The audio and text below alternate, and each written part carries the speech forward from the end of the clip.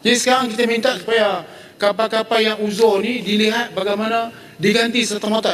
Indonesia resmi memperkuat armada tempurnya dengan hadirnya KRI Brawijaya 320. Kapal perang generasi terbaru TNI AL, kapal modern buatan Italia. Kapal perang jenis fregat ini hadir sebagai kapal perang terbesar dan tercanggih di Asia Tenggara dengan panjang 143 meter dan bobot 6.000 ton lebih. Kapal perang yang serbaguna berteknologi tinggi. Sistem penggeraknya yang modern memadukan mesin diesel dan turbin gas memungkinkan kapal melesat hingga 31 knot dengan jarak jelajah mencapai 5.000 mil laut. Kapal ini dilengkapi meriam utama 127 mm Otto Melara, meriam otomatis 76 mm, artileri jarak dekat, serta disiapkan untuk integrasi rudal Aster 30 dan rudal anti kapal permukaan. Sistem radar 3 dimensi, sonar anti kapal selam, serta perangkat peperangan elektronik modern menjadikannya kapal dengan daya deteksi, daya hancur, dan daya tangkal kelas dunia. Dengan awak lebih dari 170 prajurit pilihan. Kapal ini siap melaksanakan misi tempur maupun operasi kemanusiaan lintas samudra. Secara strategis, KRI Brawijaya ditempatkan di bawah Komando Armada 2 Surabaya, membawahi wilayah operasi yang luas termasuk Laut Sulawesi, Laut Jawa, dan sebagian Laut Natuna Selatan. Jadi, secara operasional, KRI Brawijaya 320 bisa saja digerakkan ke Blok Ambalat untuk patroli atau operasi pengamanan perbatasan. Blok Ambalat merupakan wilayah strategis dan rawan sengketa, sehingga TNI AL sangat intens mengirimkan kapal perang untuk menunjukkan kehadiran negara dan menjaga kedaulatan. Di saat Indonesia terus memperkuat armadanya dengan kapal perang modern, di sisi lain, negara tetangga Malaysia masih disibukkan dengan perdebatan mengenai kapal-kapal usang yang sudah tidak lagi relevan dengan tantangan keamanan maritim saat ini.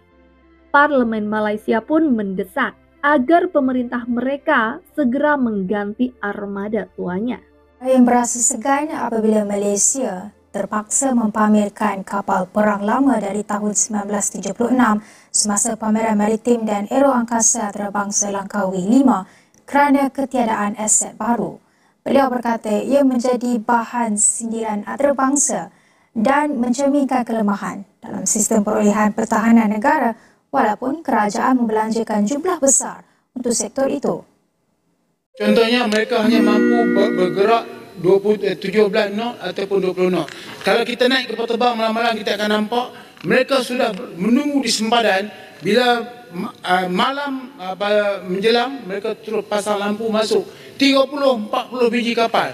Kapal kita 2-3 biji untuk ambil tindakan dan kapal kita ke 20 knot tapi mereka ada 25 knot.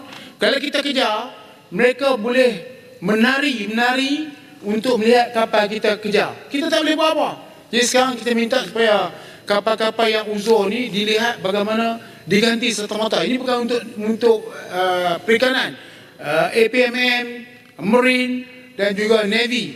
Kapal mereka terlampau uzur untuk mengejar kapal nelayan yang sekarang ni telah dipertingkatkan untuk lebih tinggi kelajuannya daripada kapal Malaysia.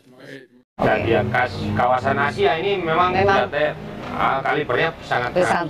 Yang pertama yang saya sampaikan dalam NK-nya ada 127, kemudian ada 76, meriam 76, Sopra Ponte. Nah, artinya Sopra Ponte itu upper deck. Biasanya 76 kita kan seperti 127 itu di geladak ke paling bawah, paling dasar lah. Ini sekarang di upper deck namanya Sopra Ponte bahasanya. Kemudian kita punya ada 25 Meriam 25. Kemudian kita ada torpedo, kita juga punya rudal anti udara dan rudal permukaan, terutama untuk bagaimana cara saya mempertanggungjawabkan amanah yang diberikan pimpinan Bapak Kasal, Bapak Asro memberikan amanah ini kepada kami. Bagaimana saya menjalankan menjaga moral anak buah, bagaimana saya membuat anak buah ini semangat. Karena mau tidak mau yang saya sampaikan beberapa menit yang lalu, kita datang itu kita dihadapkan dengan mindset kita yang masih seperti yang kita di Indonesia, di kapal-kapal yang pernah kita itu, dan kita terus berikan semangat itu suatu salah satu pressure yang saya ya pelan-pelan. Dan saya juga mengumpulkan melaksanakan tim fungsi komando, kepala saya kami libatkan, dulu perwira kami libatkan, sehingga pressure saya sedikit banyak kan berkurang. Baik. Bagi pressure. Komandan ini kan sebagai seorang pelaut nih, dengan adanya kapal frigate terbesar ini, harapan kedepannya itu gimana bagi seorang komandan sendiri? Waktunya untuk merawat kapalnya. Kehadiran KRI Brawijaya 320 menambah keyakinan bahwa TNI AL terus konsisten menjaga Laut Nusantara sebagai medan kehormatan bangsa. Semoga terus berjaya di samudra, senantiasa menjadi benteng pertahanan maritim, serta memperkuat persatuan dan kedaulatan NKRI. Sampai di sini, with LK temani waktu Anda. Terima kasih dan sampai jumpa di video berikutnya.